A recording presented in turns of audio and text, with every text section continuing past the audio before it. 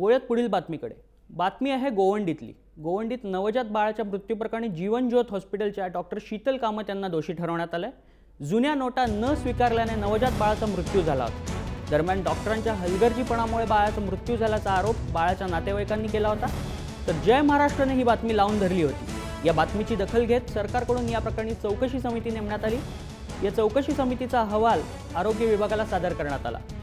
यात डॉक्टर शीतल कामत यांना दोषी ठरवण्यात आलं। बाळाच्या कुटुंबांची विनंती डॉक्टरांनी ऐकली नसल्याचा ठपका यात ठेवण्यात आला होता।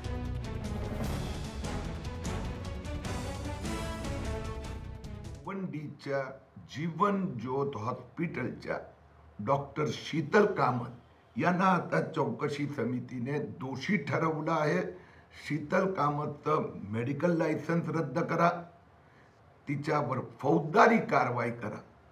ज्या पद्धतीने किरण शर्मा हिला हॉस्पिटलमध्ये ॲडमिट न करता पैशासाठी परत पाठवलं, नवजात बालकाचा मृत्यू झाला, अशा प्रकाराचा गरिबांना लुटणारा प्रत्येक डॉक्टरवर कारवाई व्हावी अशी माझी मागणी आहे।